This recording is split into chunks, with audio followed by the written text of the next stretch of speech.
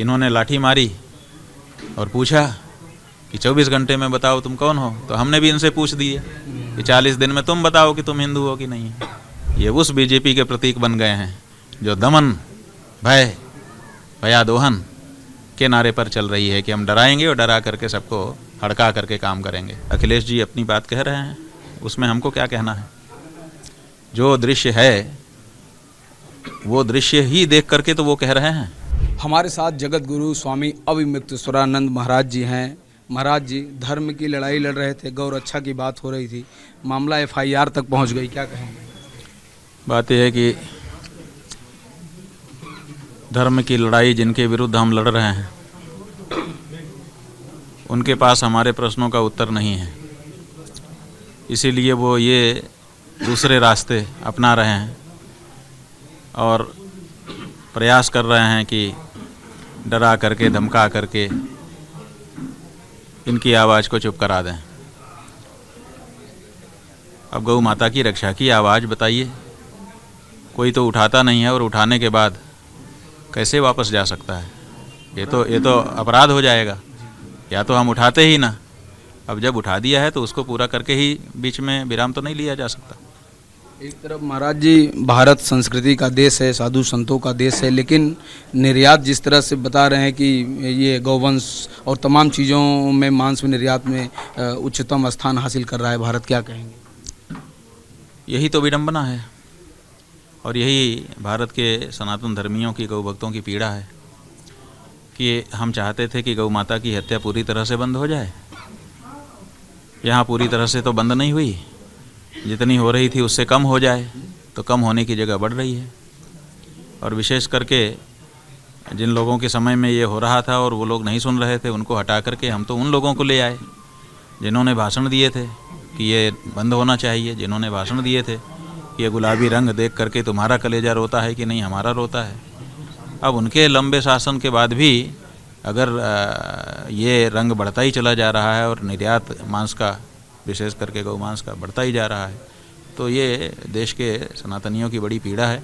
और इसीलिए सनातनी चाहते हैं कि अब इस पे अंकुश लगे। बहुत हो गया, 78 साल से हम लोग यही सब इनके ऊपर भरोसा करते रहे, कोई गौ माता के लिए खड़ा होने को तैयार नहीं है। लेकिन देश की भावना तो यही है, इसलिए देश की जनता चाहती है कि अब इस पर निर्णय होना चाहिए। महाराज जी प्रयागराज झूसी के थाने में जो मुकदमा दर्ज हुआ, जिन्होंने शिकायत की थी उनके खिलाफ भी कम से कम 20 से ज़्यादा आपराधिक मुकदमे हैं। उनके ऊपर आप कुछ कह रहे थे, क्या ये षड्यंत्र पूर्ण हो रहा है? उन्होंने कहा कि हम तो कोर्ट को पूरे सबूत दिए हैं। बात यह है कि उन्होंने अगर सबूत दिए हैं तो उनको तो आगे चल के देखा ही जाएगा, उसकी जेन्युइननेस देखी जाएगी ना। आपके अनुसार आपने कुछ भी दे दिया, आप उसको सबूत कह सकते हैं, लेकिन जब उसकी जेन्युइननेस टेस्ट की जाएगी उसके बाद वो सबूत होना चाहिए और उसमें कुछ अपराध दिखाई देना चाहिए। तो उसकी संभावना इसलिए नहीं है क्योंकि ऐसा कुछ हुआ ही नहीं है, तो बनावटी कहानी आखिर कब तक खड़ी रहेगी। वो शिष्य महाराज जी यहाँ पे कभी रहे हैं, कभी पढ़े हैं जिनका नाम लिया जा रहा है, उनका शोषण हुआ है? ना तो वो कभी यहाँ आए, ना तो कभी उन्होंने यहाँ दाखिला लिया, ना कभी वो यहाँ पर पढ़े, ना हम लोग उनको जानते हैं, ना नाम से जानते हैं, ना चेहरे से जानते हैं। कभी उनका यहाँ का और उनका कोई कम्युनिकेशन रहा ही नहीं है। तो जिनका कोई संबंध ही परस्पर नहीं हुआ, कभी एक दूसरे को किसी ने देखा तक नहीं, उनके द्वारा इस तरह का आरोप लगा दिया जाना। तो महाराज अचानक ये चीज़ें कैसे आ गई? 2-4 दिन पहले जैसा कि आपने कहा कि सोशल मीडिया पर उन्होंने चुनौती दिया और उसके बाद यहाँ तक मामला पहुँच गया। अब बात यह है कि माघ मेले में हम लोग गए थे और वहाँ मौनी अमावस्या के दिन स्नान करने के लिए जा रहे थे। वहाँ पर प्रशासन ने रोका और सनातन धर्म के जितने भी प्रतीक हैं सबके ऊपर प्रहार किया। उसी दिन इस व्यक्ति ने एक मुकदमा मारपीट का हम लोगों के ऊपर दाखिल कर दिया, जिसका पता बाद में हम लोगों को चला। उसी दिन क्यों दाखिल करता है? उसके पहले तो कोई कनेक्शन कभी था नहीं। उसके बाद फिर उस मुकदमे जब कुछ नहीं हुआ तो 4-5 दिन के बाद फिर ये दूसरा मुकदमा डाल दिया। और इस दूसरा मुकदमा डालने के पहले फेसबुक में उनका एक वीडियो आया जिसमें वो स्वयं अपने फेसबुक में जारी करके बोल रहे थे, जिसको प्रयाग अड्डा नाम के चैनल पर दिखाया भी गया। उसमें बोल रहे थे कि हम इनको कानून में घसीट देंगे। तो इसका मतलब है कि योजना बना करके काम किया जा रहा है। महाराज जी, देखा गया कि अभी विधानसभा समाप्त हुई, मुख्यमंत्री योगी आदित्यनाथ कालनेमी शब्द का प्रयोग कर रहे थे बहुत सारे। आपका एक पुरानी एक तस्वीर देखी गई जब आप गोरक्षपीठ में शंकराचार्य के रूप में गए थे, खुद गोरक्षनाथ पीठ के द्वारा ट्वीट किया गया था, क्या कहेंगे? ऐसा है कि लोग यही तो कह रहे हैं कि जब आप अपने मठ में रहते हैं तो आप शंकराचार्य मानते हैं, और जब मुख्यमंत्री की कुर्सी में सदन में खड़े हो जाते हैं तब आपको शंका हो जाती है। इसी बारे में लोग उनसे प्रश्न कर रहे हैं कि ये क्या बात है, दोहरा चरित्र आपका क्यों है?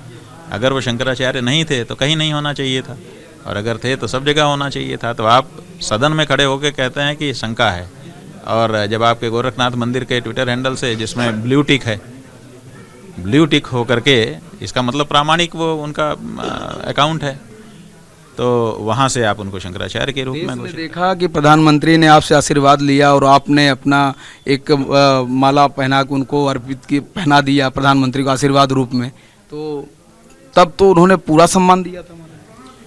भाई वो उनका अपना शिष्टाचार था, वो हमारी सद्भावना थी, समय पर वो भी प्रदर्शित हुई है ना। देखिए, वो आए, उन्होंने अपना शिष्टाचार व्यक्त किया, हमने उनके प्रति आशीर्वाद व्यक्त किया। इन्होंने लाठी मारी और पूछा कि 24 घंटे में बताओ तुम कौन हो, तो हमने भी इनसे पूछ दिया कि 40 दिन में तुम बताओ कि तुम हिंदू हो कि नहीं।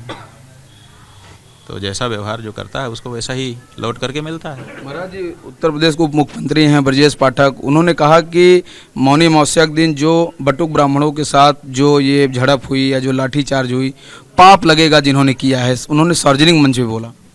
ऐसा है कि वो पुरानी बीजेपी के सदस्य लगते हैं, जिसमें चाल चरित्र चेहरा की बात की जाती थी। ये जो आदित्यनाथ हैं, ये उस बीजेपी के प्रतीक बन गए हैं जो दमन, भय, भयादोहन के नारे पर चल रही है कि हम डराएंगे और डरा करके सबको हड़का करके काम करेंगे। तो ये अलग बीजेपी है, वो अलग बीजेपी है। लगता है महाराज जी, जो बटकों के साथ हुआ, उनके शिखा को खींचा गया, क्या किसी के ऊपर कार्रवाई बनती है कि नहीं? अब आप बताइए, जब उप मुख्यमंत्री किसी प्रदेश का कह रहा हो कि अपराध है, पाप है, तो कार्रवाई नहीं बनती है? फिर वो क्यों नहीं रही है भाई? अब ये तो सरकार से ही पूछने की बात है। उनका कहना है कि मुख्यमंत्री जी इस केस को हैंडल कर रहे हैं, इसलिए वो जो करेंगे सो करेंगे। अभी लखनऊ में अखिलेश यादव प्रेस कॉन्फ्रेंस थी, उन्होंने कहा कि सनातन में पहली बार देखा गया जब किसी शंकराचार्य को मौनी अमावस्या के दिन स्नान नहीं करने दिया गया। बात यह है कि अखिलेश जी अपनी बात कह रहे हैं, उसमें हमको क्या कहना है? जो दृश्य है वो दृश्य ही देख करके तो वो कह रहे हैं। आज कोई भी कुछ भी कहता है, आपने ऐसा मौका दिया तभी ना कह रहा है, तो मौका तो आप ही ने दिया है।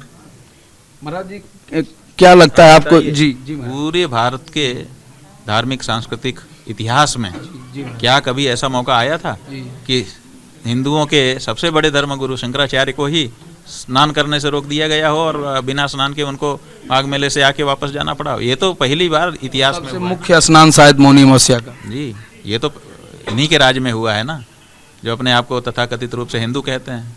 हिंदू राज में ये कैसे हो सकता है? ये तो किसी और राज्य में होता तो फिर भी समझ में आता, लेकिन किसी राज्य में ये नहीं हुआ, ये इन्हीं के राज्य में हुआ है। आपको लगता है कि आप माफ़ी कभी मांगेंगे इस बात यह है कि क्या करेंगे क्या नहीं करेंगे वो भविष्य के गर्भ में है, लेकिन अन्यायी अगर अन्याय पर उतारू है तो न्याय की मांग के लिए हम लोग भी प्रतिबद्ध हैं। महाराज जी, अब ये जो मुकदमा दर्ज हुआ है, इसको आप कैसे फेस करेंगे? वकील चूंकि कहीं न कहीं जाएंगे ही, तो क्या आपको लगता है कि ये जो षड्यंत्र है सब सामने आ जाएगा? बिल्कुल आ जाएगा, क्योंकि जो भी बनावटी चीज़ होती है उसकी उम्र ज़्यादा नहीं होती है, थोड़ी देर के लिए आकर के माहौल बदलता है, लेकिन फिर अंत में जो सत्य है वो सुस्थिर रहता है। तो बनावटी केस कितने दिन चलेगा? स्वाभाविक है कि कलई खुल जाएगी इसकी। महाराज जी, बहुत बहुत धन्यवाद। नारायण। देखिए, महाराज जी ने कहा है कि जो बनावटी चीज़ें हैं वो ज़्यादा देर तक नहीं रहती हैं, कभी न कभी जो सत्य चीज़ है वो सामने जरूर आएगा। वीडियो जर्नलिस्ट अजीत सैनिक साथ राघवेंद्र पांडे, रिपब्लिक भारत, वाराणसी।